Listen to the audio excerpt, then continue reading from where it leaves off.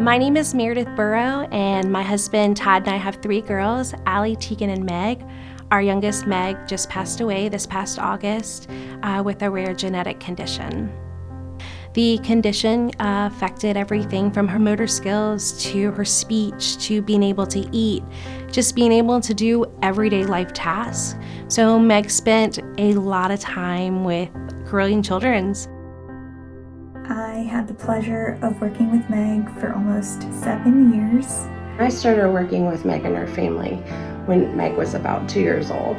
I met Meg about 10 years ago here in our physical therapy department. I started working with Meg when she was a baby. We have taken care of her for several years in the pediatric ICU. Each week, Meg would come in with a huge smile on her face. She loved riding the bicycle. Most recently, I helped Meg with a refitting of her wheelchair. Meg was an absolute joy.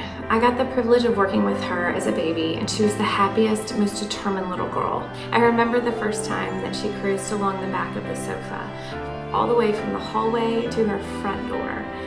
She stood there so proud looking outside, and that's the moment I knew that she was going to change the world. And she did. One of my favorite memories of Meg is watching her and her family have a blast at our family camp at the Smith Mountain Lake 4-H Center. Seeing Meg's beautiful smile light up when she was in the great outdoors, those memories are ones I hold close. I remember the first time I met Meg and her family. It was many years ago. She came in for a procedure and she had her signature bow on and her parents were all smiles, but Meg was a bit nervous. When I asked for ideas on how to make her feel more comfortable, they mentioned that she loves singing happy birthday. I knew from the start I was going to get along so well with Meg because we both love birthdays and bows. One of the biggest things I'll always kind of hold in my heart about remembering about Meg is that she always tried very hard, even when things were very difficult. Meg was a ray of sunshine and unconditionally kind to anyone and anything around her. She would light up a room with her smile, and she also had an incredible sense of humor. Another thing that I just love about Meg and that will always be a part of me is her beautiful smile. And how she could communicate through just a simple word or gesture. For one of Meg's big planned surgeries, my coworker Carly and I were able to decorate her room that she would go to after surgery in the pediatric ICU. We had all things pink and rainbow and pretend babies for Meg to take care of when she was feeling up to it. Meredith and Todd had a lot of difficult conversations with the girls about how to proceed and how to make sure that Meg's last bit of time was the best that it could be. And I think they decided that having her here with us and being in the most positive of environments was the best way to go. So we came up with the Week of Meg, where we made a list of all of her favorite things, and it just so happened to be on the week of her birthday. So we celebrated her birthday for, 3 days?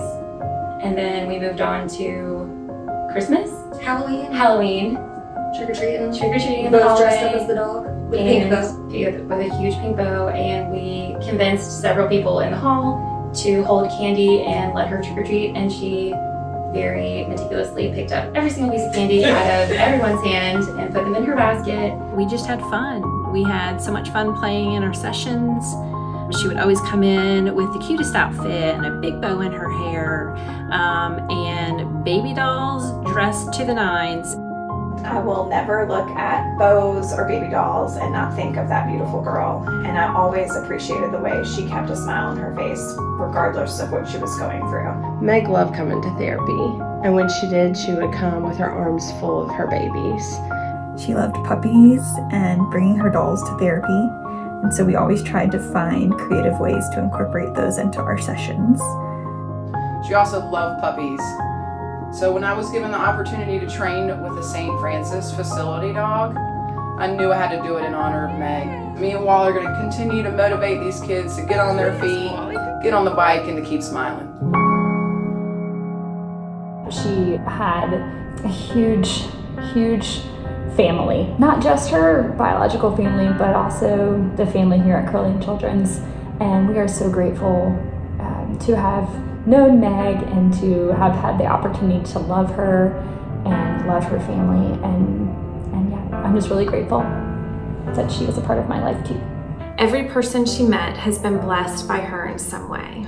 And she has definitely changed me as a person and a physical therapist. We all love her and her family. The impact that Meg and her family have had and continue to have on my career and in my life is too large to put into words. I will always be grateful and hold a special place in my mind and in my heart for Meg.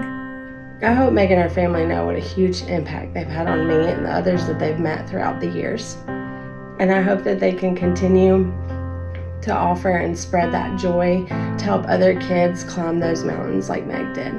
I'll miss her every day. I love you, Meg. We love you, Meg. Happy birthday, Meg. Thank you.